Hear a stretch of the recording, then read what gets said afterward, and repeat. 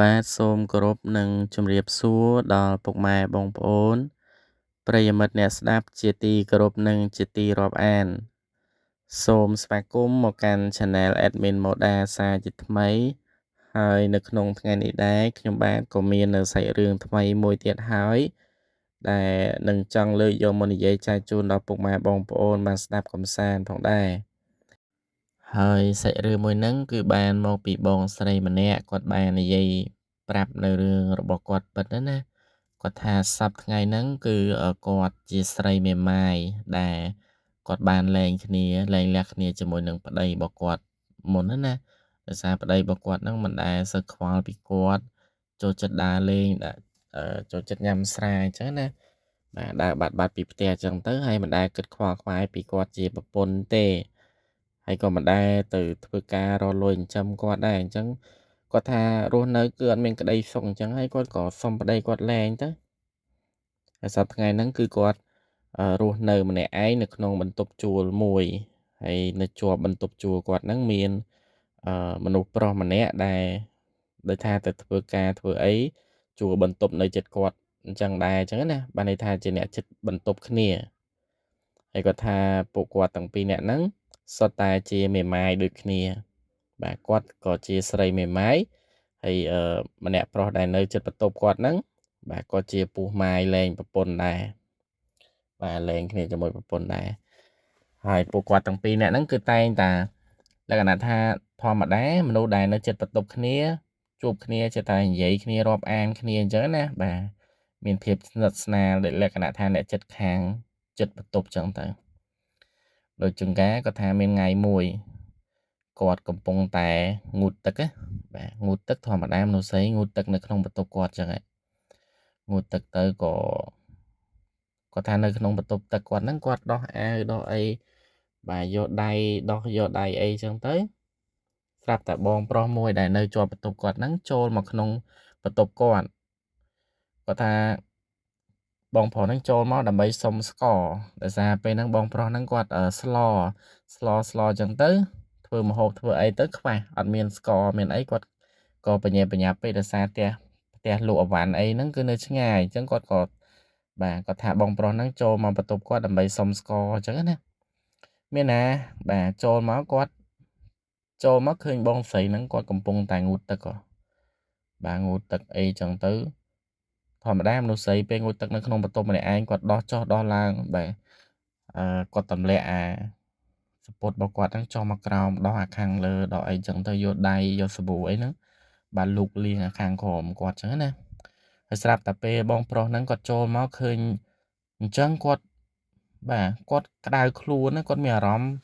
គាត់ស្រើបស្រាលព្រោះអីគាត់ចង់ព្រោះអីឃើញឡើងច្បាស់នៅភ្នែកអ្នកណាមិនចង់ឲ្យណាមួយនៅក្នុងបន្ទប់ហ្នឹងគឺមានតែពួកគាត់ពីរនាក់ទេបាទបងស្រីហ្នឹងកំពុងងូតទឹកចឹងទៅហើយបងប្រុសហ្នឹងគាត់ចូលមកក៏ឃើញបងស្រីហ្នឹងកំពុងតែយកដៃរបស់គាត់ហ្នឹងលូកលេងមិនលូកលេងណាលក្ខណៈថាយកដៃលាងអាខាងក្នុងរបស់គាត់អាខាងក្រោមអីហ្នឹងលូកលាងសម្អាតចឹងណាបាទយកដៃដោះសម្អាតចឹងធ្វើឲ្យបងនោះគាត់មានអារម្មណ៍ថាបើសិនជាបានយកដៃរបស់គាត់ហ្នឹងទៅលេងអីដោះឲ្យអញ្ចឹងណាបាទពុកម៉ែបងប្អូនទាំងអស់គ្នាខ្ញុំសូមបង្ហើបសាច់រឿងរបស់គាត់ប៉ុណ្ណឹងសិនហើយមុននឹងខ្ញុំចូលទៅនិយាយនៅសាច់រឿងពេញនោះក៏សូមធ្វើការខន្តីនិងអភ័យទោសទុកជាមុនបើសិនជាខ្ញុំបាននិយាយទៅមានពាក្យលើសលួសខ្វះខាតត្រង់ចំណុចណាដែលមានពាក្យមិនសមរម្យនោះក៏សូមពុកម៉ែបងប្អូនទាំងអស់គ្នាមេត្តាខន្តីនិងអភ័យទោសដល់ខ្ញុំបាទផងហើយសម្រាប់បាទបងប្អូនថ្មីបាទពុកម៉ែបងប្អូនថ្មីដែលមិនទាន់បានជួយចុច Subscribe Channel របស់ខ្ញុំក៏សូមពុកម៉ែបងប្អូនទាំងអស់គ្នាមេត្តាជួយចុច Subscribe Channel របស់ខ្ញុំម្នាក់មួយដើម្បីទទួលបាននៅវីដេអូថ្មីពី Channel របស់ខ្ញុំផងដែរបាទអញ្ចឹងកុំឲ្យខាតពេលវេលាយូរក៏សូមអញ្ជើញពុកម៉ែបងប្អូនទាំងអស់គ្នាបាទទៅតាមដានស្ដាប់នៅសាច់រឿងនេះដូចតទៅមានបងស្រីម្នាក់បានរៀបរាប់នៅសាច់រឿងរបស់គាត់ណាគាត់ថាសប្តាហ៍ថ្ងៃហ្នឹងគឺគាត់ជាស្រីមេម៉ាយហើយមានអាយុប្រហែលជា29ឆ្នាំគាត់ថាសប្តាហ៍ថ្ងៃហ្នឹងគឺគាត់រស់នៅម្នាក់ឯងទេនៅក្នុងបន្ទប់ជួលមួយកន្លែងបាទហើយគឺអត់មានប្តីទេដោយសារតែគាត់ហ្នឹង ពីមុនមកមានប្តីមួយដែរបាទគាត់មានប្តីដែរអញ្ចឹងណាតែដោយសារតែក្នុងការរស់នៅជីវភាពគ្រួសារជាមួយប្តីរបស់គាត់កាលមុនហ្នឹងបាទគាត់ធ្វើការបាទទៅធ្វើការនៅរោងចក្រអីចឹងទៅហើយប្តីនេះដំបងណាគឺធ្វើការដែរគាត់ថាប្តីរបស់គាត់ក៏ធ្វើការនៅកន្លែងសំណង់អីចឹងទៅព្រោះអីប្តីគាត់មានចំណេះជំនាញអីទេគឺជាអ្នកធ្វើការនៅកន្លែងការឋានមួយកន្លែងប៉ុន្តែក្រោយមកនៅពេលដែលគាត់ស្គាល់មិត្តភ័ក្តិមិត្តអីទៅគាត់តែងតែទៅជួបជុំគ្នាបាទផឹកស្រាដើរលេងបាត់ហើយលុយកាក់ដែលរកបានតិចតួចពីការធ្វើការសំណង់ហ្នឹងក៏មិនដែលបានផ្គត់ផ្គង់មកកាន់គាត់ដែរហើយអាហ្នឹងតាក់ទងនឹងផ្លូវចិត្តណាគឺគាត់មិនដែលបានទទួលបាទក្តីសុខពីប្តីរបស់គាត់ទេអាហ្នឹងនិយាយពីផ្លូវចិត្តគាត់ថាប្តីរបស់គាត់តែងតែដើរចោលគាត់បាត់ឲ្យគាត់ហ្នឹងនៅម្នាក់ឯងកណ្ដោកណ្ដែងម្នាក់ឯងអញ្ចឹងណាហើយមកដល់ផ្ទះឡូឡាធ្វើបាបគាត់អញ្ចឹងទៅធ្វើឲ្យបាទការរងទុក្ខរបស់គាត់កាន់តែច្រើនទៅគាត់ក៏បាទសម្រេចចិត្តលែងលះគ្នាជាមួយនឹងប្តីរបស់គាត់ថាឲ្យនៅយ៉ាងម៉េចបាទទាំងផ្លូវចិត្តទាំងផ្លូវកាយគឺមិនបានបាទគ្មានក្តីសុខសំបីតែបន្តិចអាដើរ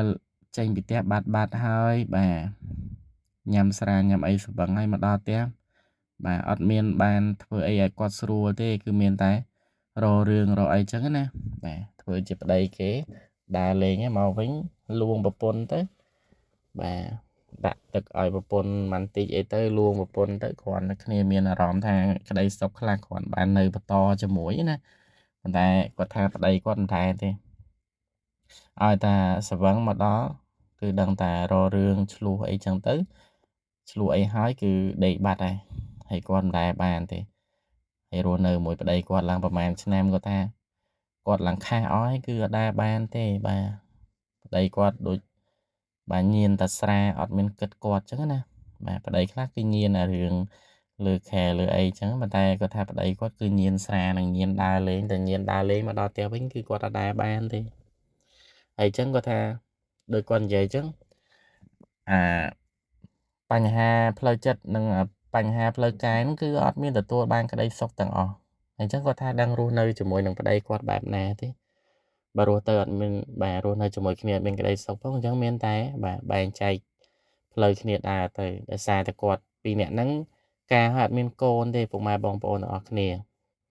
ហើយគាត់ថាបើសិនជាគាត់ជាមនុស្សស្រីដែរបាទជាប្រពន្ធដែលមានរូបរាងអាក្រក់អីទៅគាត់ថាអាហ្នឹងមិនបន្ទោសប្តីគាត់ទេក្រែងប្តីគាត់អីលេបបញ្ចូលធ្វើបញ្ចូលអីចឹងណាបាទរៀងល្អើមអីចឹងប៉ុន្តែគាត់ថាគាត់សម្រាប់ខ្លួនគាត់ណាបាទសាច់ក៏ស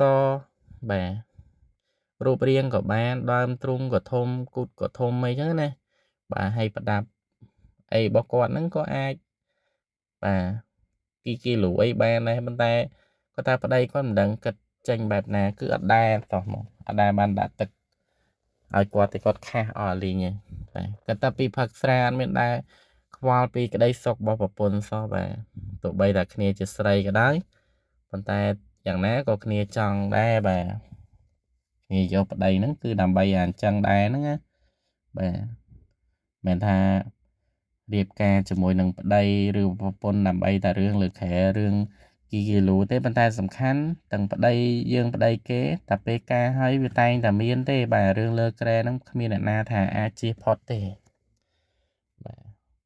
គ្រាន់តែថាតិចហេងច្រើនតែប៉ុណ្ណឹងបាទជីវិតប្តីប្រពន្ធទៅជាណាផុតពីរឿងលើក្រែហ្នឹងបាទគឺជាមិនផុតទេប៉ុន្តែគាត់ក៏ថាអត់ទេប្តីគាត់មិនដែរទេតាំងពីគាត់វក់នឹងស្រានឹងមកគឺគាត់អត់ដែរខ្វល់អត់ដែរប៉ះសម្បីតែអោបថើបអីប្រពន្ធគឺអត់ដែរហ្មងអញ្ចឹងគាត់ថាគាត់សម្រេចចិត្តលែងអញ្ចឹងគាត់ថាបន្ទាប់ពីគាត់លែងជាមួយនឹងប្តីរបស់គាត់ហើយបាទគាត់ក៏រក្សាខ្លួនគាត់បានរហូតមកដែរមិនដែលតែតាក់តងប្រុសណាដែលឲ្យគេមកធ្វើរហេតុរហូតអីទេគាត់ថាគាត់ទោះបីមេម៉ាយក៏ដោយក៏គាត់នៅតែថែរក្សាខ្លួនឲ្យបានល្អអញ្ចឹងណាដើម្បីមានមនុស្សប្រុសណាម្នាក់ដែលជាមនុស្សល្អនឹងចូលមកមើលថែគាត់ឲ្យបានស្រឡាញ់គាត់និងផ្ដល់ក្តីសុខឲ្យគាត់ទៅអញ្ចឹងគាត់តែងតែព្យាយាម បាទធ្វើខ្លួនឲ្យល្អហើយនឹងបាទតុបតែងខ្លួនស្អាតគាត់ថាខ្ជូតមែនទែនសម្រាប់គាត់ណាហើយណាមួយប្តីក៏មិនដែលធ្វើអីដែរក្រោយពីលែងមករយៈពេលយូរដែរអញ្ចឹងខ្លួនរបស់គាត់ស្ទើរតែដូចកំមុំដែរហើយគ្រឿងប្រដាប់ប្រដារបស់គាត់គឺស្អាតមែនទែនអញ្ចឹងណាបាទមិនដែលទៅប្រឡូកប្រឡាក់ជាមួយនឹងប្រុសផ្សេងទេតាំងពី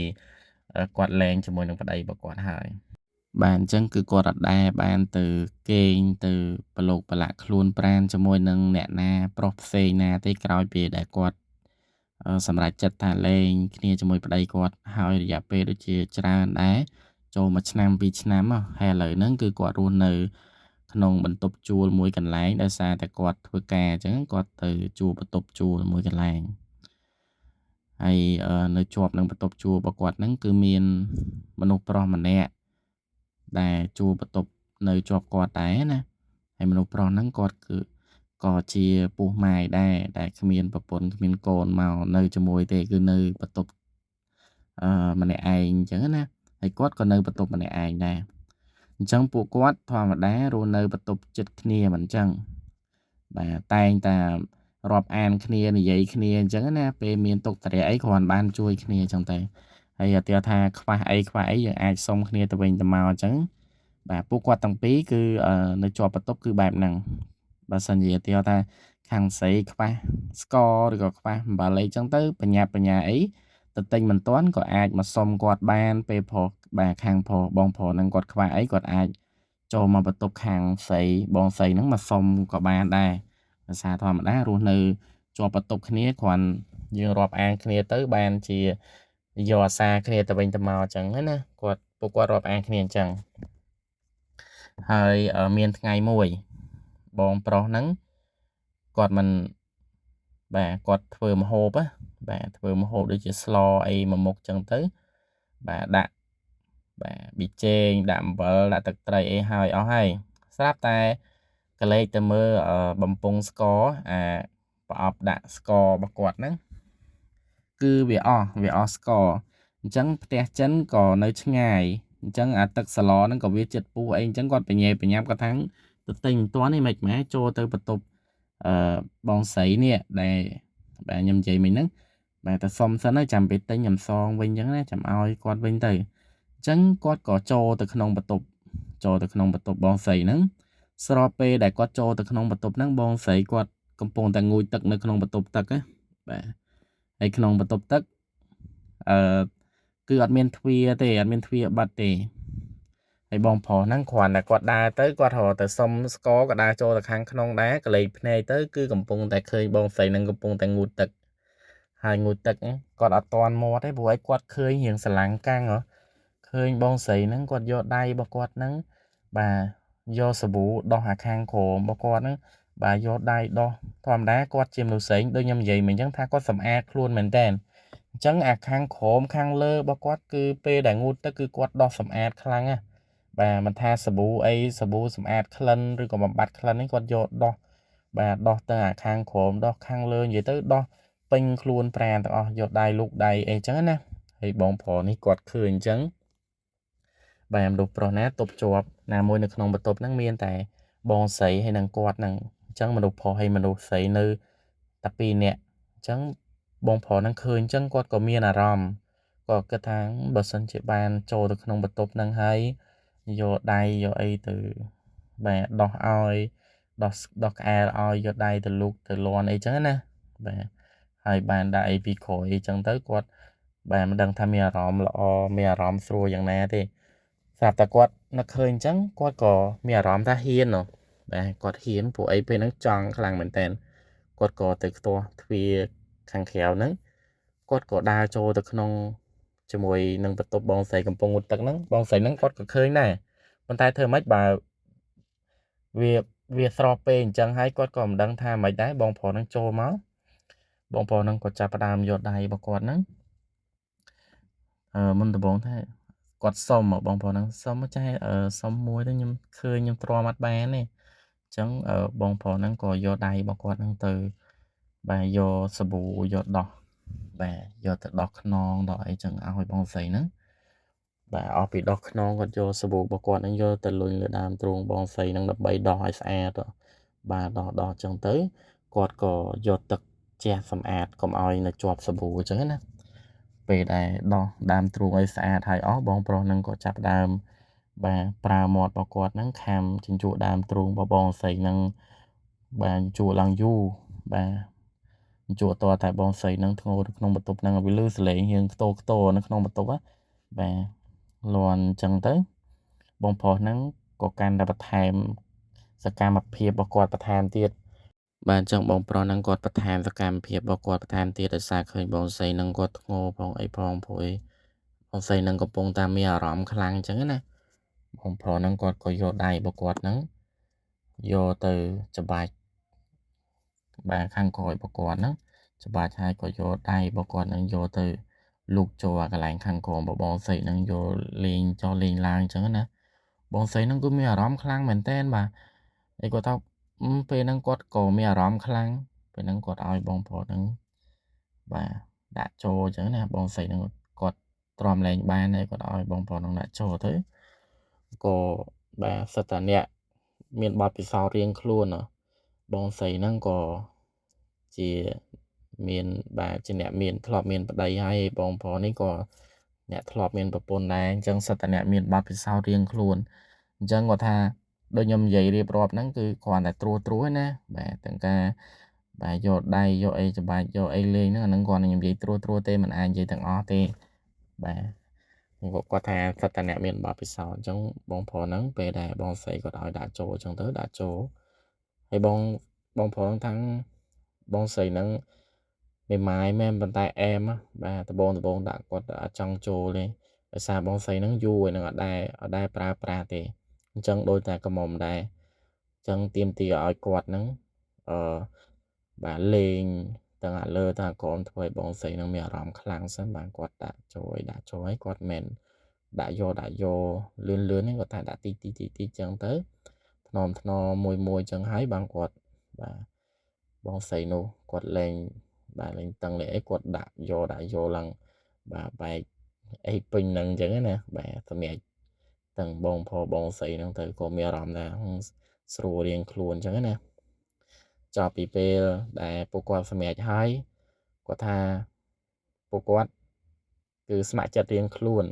ដោយសារជាប់ចិត្តណាបាទទាំងបងប្រុសបងស្រីហ្នឹងបាទថាសិតតែទទួលបានអារម្មណ៍ក្តីសុខរៀងខ្លួនបងស្រីហ្នឹងគាត់ក៏មិនដែលទទួលអារម្មណ៍ក្តីសុខបែបហ្នឹងពីមុនមកដែរដោយសារប្តីរបស់គាត់មិនដែលបំពេញក្តីសុខឲ្យគាត់បានដូចបងប្រុសនេះទេអញ្ចឹងគាត់ថាឥឡូវហ្នឹងពួកគាត់រស់នៅក្បែរគ្នាដដែលទេហើយពេលដែលត្រូវការចង់អីចឹងទៅគាត់ក៏ហៅបងប្រុសហ្នឹងមកបិទបន្ទប់បាទវាយឡើងអញ្ចឹងទៅហើយពួកគាត់ទាំងពីរនាក់ឥឡូវហ្នឹងគឺមានអារម្មណ៍ថាស្រឡាញ់គ្នាដូចប្តីប្រពន្ធអញ្ចឹងគាត់ថាទៅមុខទៅបើសិនជាមានលុយនឹងអាចបាទចាំមើលសិនបើមានលុយច្រើនគាត់នឹងរៀបការបំពេញមុខមាត់អញ្ចឹងតែបើមិនមានលុយច្រើនគាត់នៅតែបំពេញមុខមាត់ដែរអាចនឹងសែនព្រេនអីតិចតួចកុំឲ្យខកប្រពៃណីអញ្ចឹងណាពុកម៉ែបងប្អូនអរគ្នាប៉ុន្តែដោយសារគាត់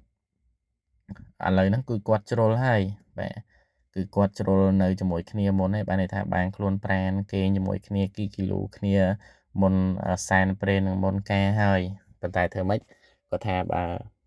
គាត់ទប់អារម្មណ៍អត់ជាប់ដែរខាងប្រុសក៏ទប់មិនជាប់ខាងស្រីក៏ទប់មិនជាប់ហើយគាត់ថាអញ្ចឹងសប្ងៃមានបាយមានទឹកអីហុចឲ្យគ្នាទៅវិញទៅមកដូចប្តីដូចប្រពន្ធអញ្ចឹងណានៅចាំតែពេលណារើបន្ទប់មកនៅជាមួយគ្នាទេដោយសារតែឥឡូវរើបន្ទប់មកអត់ទាន់បានដោយសារខ្លាចញាតិចិត្តខាងគេនិយាយអញ្ចឹងណាបាទគាត់ថាចាំមើលពេលដែលមានលុយអីឲ្យចាស់ទុំដឹងឮសែនព្រេននេះហើយគាត់នឹងរើបន្ទប់មកនៅជាមួយគ្នាស្រួលបាទចង់បឿពេលណាគឺបានពេលហ្នឹងឥឡូវហ្នឹងរៀងលាក់លៀមឡើយទេពេលដែលចង់គឺនៅលាក់លៀមចាំយប់ចាំស្ងាត់អីបានចូលមកបាទបិទទ្វារបិទប្អួចលាក់លៀមអញ្ចឹងមិនដាក់មួយអញ្ចឹងណាខ្លាចអ្នកចិត្តខាងអីគេនិយាយដើមអញ្ចឹងទៅបាទពុកម៉ែបងប្អូនទាំងអស់គ្នាសាច់រឿងរបស់យើងនៅក្នុងថ្ងៃនេះគឺមានប៉ុណ្ណឹងហើយក៏សូមអរគុណពុកម៉ែបងប្អូនទាំងអស់គ្នាដែលបានតាមដានសាច់រឿងនេះពីដើមរហូតដល់ចប់បាទហើយពុកម៉ែបងប្អូនទាំងអស់គ្នាកុំភ្លេចជួយ Subscribe Channel របស់ខ្ញុំម្នាក់មួយដើម្បីទទួលបាននៅវីដេអូថ្មីៗពី Channel របស់ខ្ញុំបានផងដែរបាទអរគុណច្រើនជួបគ្នានៅវីដេអូជាបន្តទៀត